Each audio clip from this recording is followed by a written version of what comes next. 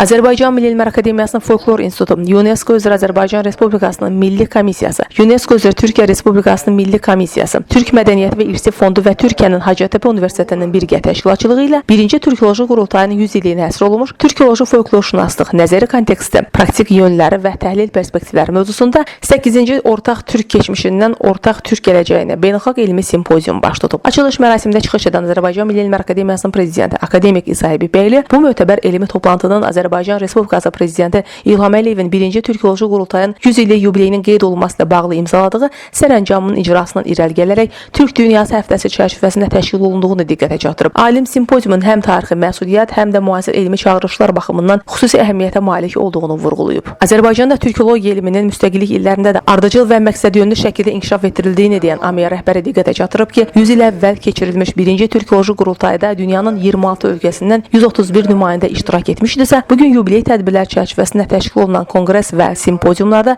26 ölkədən 200-dən artıq tanınmış türkoloq alim və beynəlxalq təşkilatların nümayəndələri iştirak edirlər. Akademiya prezidenti 1-ci Türkoloji Qurultayın ən böyük tarixi xidmətlərindən birinin türkologiya anlayışının elmi dövriyyəyə gətirilməsi olduğunu xüsusi vurğulayıb. Qeyd edib ki, məhz bu qurultay türkologiya elminin sistemli əsaslarını formalaşdıraraq tarix, coğrafiya, sənətşünaslıq, ədəbiyyat, folklorşünaslıq və etnoqrafiyanı müstəqil elmi istiqamətlər kimi müəyyən edib. Tədbirdə çıxış edən UNESCO üzrə Türkiyə Respublikasının Milli Komissiyasının idarə heyətinin sədri Öcal Oğuz türkologiyanın yalnız elm sahəsi deyil, Türk dünyasının tarixi yaddaşını, mədəni kimliyini və dil birliyini yaşadan ümumbəşəri dəyər olduğunu vurğulayıb. Bildirib ki, bu kimi beynəlxalq elmi platformalar Türk xalqlarının ortaq irsinin qorunması və gələcək nəsillərə ötürülməsi baxımından mühüm əhəmiyyət daşıyır. Sonra Türk Mədəniyyəti və İrsi Fondunun prezidenti Aktoto Rayimkulova çıxış edərək rəhbərlik etdiyi fondun əsas fəaliyyət istiqamətlərindən bəhs edib. Bildirib ki, fondun əsas missiyası Türk xalqlarının ortaq mədəni və mənəvi irsini qorumaq, elmi şəkildə araşdırmaq və bu irsi gələcək nəsillərə ötürməkdən ibarətdir.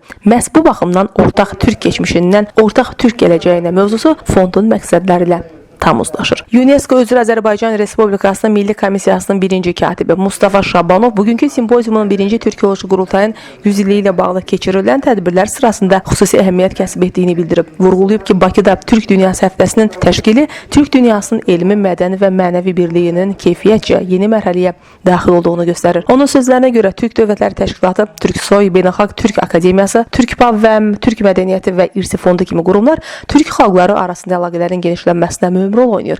Elmi və mədəni əməkdaşlıq üçün real platformalar yaradır. Tədbirdə çıxış edənlər simpozium çərçivəsində aparılan elmi müzakirələrin ortaq türk elmi düşüncələrinin formalaşmasına və gələcək nəsillərə ötürülməsinə mühüm töhfələr verəcəyinə əminliyini ifadə ediblər. Simpoziumun işinə uğurlar arzulayıblar. Leyla Naymi qızı, Fərid Həşimov, Ziya Xudiyev, Elm TV.